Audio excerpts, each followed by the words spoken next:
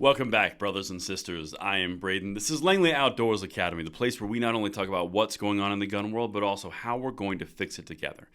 And the content that we're going to hit on tonight is a follow-up to the story that we covered today, the breaking news that a 200-man ATF, DEA, all the alphabet soup letter agencies did raids across Indianapolis and into Arizona. Now, this stacked upon the Montana gun store raid we saw last week.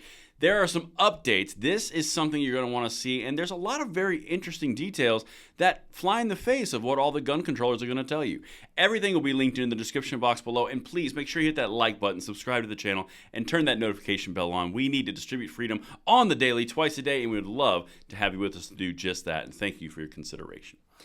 Now let's see how the media is attempting to frame this. I'm going to go to Ground News, a website and an app that allows me to get a better picture through bias, through ownership, all through the media sources that we cover on this channel. For example, what we're using right now, you see on screen, it has one source. It's about 30 minutes old, the update to this story. It shows you the bias distribution, shows you who owns it, shows you everything you need to know. For contrast, look at a Senate deal that we looked at when the pistol brace was killed. This one has 16 sources, shows right, left, and center, and shows you who owns it. Now, if I actually go to the article that we're going to be covering for this follow-up, you can look and see that it's center, high factuality, and it's owned by a media conglomerate. This is crucial information for us to move forward, and we can basically hold everyone accountable, which is what Ground News is doing. Now, they're a small team, and that is their mission, holding the media accountable. It's become something extremely valuable to me, and I think you guys will like it as well. So go to ground.news/Langley to sign up for the free or subscribe for unlimited access through my link before July 5th and get 30% off, which puts it at $5 a month for the Vanguard subscription. Thank you so much to Ground News for making this possible, and let's get it. Oh, I cannot wait to hear what you guys think about this one.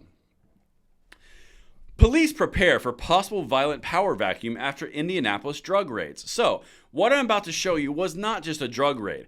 When we covered this earlier today, all we knew was 200 agents were involved, 12 or a dozen to 14 locations, multiple cities and states. But now we have a little bit more clear information, and I'm going to kind of show you what occurred, and you'll see why the ATF was involved in a second. Ironically, this kind of goes in the face of the gun control argument because everything that they seized and why the ATF was involved was already heavily illegal, and somehow these criminals still did it. So weird. Let's keep going. More than a dozen people were arrested across central Indiana on Thursday morning in a law enforcement sweep meant to dismantle a drug trafficking organization. This is organized crime. And if you don't believe it's organized crime and the bounties were massive, look at what they seized. During the recent year-long investigation, law enforcement seized, here we go, over 72.3 pounds of fentanyl, or 320,000 fentanyl pills, over 117.9 pounds of methamphetamine, 453.2 of marijuana, 113 firearms, there's the ATF's tie-in, 60 machine gun conversion devices, ATF tie-in, and over $521,000 in cash. Does this sound like it's an everyday American? Does this sound like it's the fact that the gun proliferation is causing the violence epidemic in our streets, as they would like to say? No. This right here is what we're truly facing. Criminals doing criminal things and violating the NFA across the board with no regard. It's because criminals are going to criminal, which we're always saying. This whole story points to the fact that our arguments are validated. Let's continue. I'm going to show you all the pieces and charges involved. The Indianapolis drug bust tied to a year-long investigation. In total, 19 people were charged in the investigation that began more than a year ago. The federal indictments state the individuals possessed illegal firearms. Well, that seems impossible because there were laws against this, right? So it doesn't make sense that they be illegal firearms because criminals are going to criminal. Let's continue. And machine guns, that's against the NFA, and traffic hundreds of thousands of fentanyl pills and hundreds of pounds of methamphetamine in central Indiana. Now, I'm glad these drugs aren't out in the street because this stuff kills people.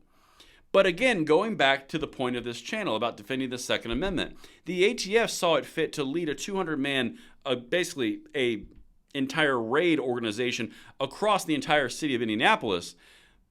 But at the same time, they tell you criminals aren't the main problem. It's guns and the proliferation of said guns. It's clearly the criminals because machine gun conversion devices are against the law according to, well, not according, it is against the law of the NFA, whether you agree or don't agree. That's where it sits right this second. Let's keep going. I'm going to show you a few more of the things here. Federal, state, and local law enforcement officers worked on the investigation and served the arrest and search warrants in 18 different locations in central Indiana as well as in Arizona on Thursday morning. At least one arrest was made in downtown Indianapolis, according to police records. But again, listen to what they were doing.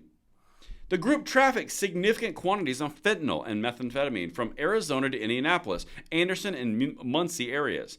They also possessed and used firearms. So these are traffickers, probably something to do with some sort of organized crime out of Central America. And they were trafficking firearms and drugs, including weapons that had been converted into fully automatic firearms to further their drug trafficking activities, court documents state. But that doesn't make sense, again, because heavy dose of sarcasm, the law said that wasn't possible. They shouldn't be doing that. The point is, criminals are going to criminal. We do not have a problem of actual physical devices in this country. We have a problem of our hearts and our minds. As soon as we get through that, we'll start to see some turnaround. But until we can get through that and keep on blaming inanimate objects, because this is just going to keep on filling that void. And in fact, that's the entire point of this article, was they're preparing for a struggle for the power vacuum. And here's the last thing, again, firearm related. Most of the 19 people are charged with conspiracy to possess and distribute fentanyl. Some of them are facing criminal enterprise, possession with intent to distribute methamphetamine, and possession of a firearm and furtherance of drug trafficking charges. Again, I would like to pose the question, how are drug traffickers having full auto guns? How could they have conversion devices? They're illegal. The NFA says they're bad. It's not possible unless you understand that criminals are going to criminal, and you're not going to be able to solve any problems that we have until you understand that it's the heart and minds of people. It is not a physical device. Because I'm pretty sure if fentanyl didn't exist, fentanyl wouldn't be a problem, according to the methodology that these gun controllers use. It doesn't make any sense. It does exist. It is part of the system. It's mind-boggling when you look at this all day. And that's what I've got for you guys. Let me know what you think in the comments down below, and I will see you on the next one. I'm Braden. See you later.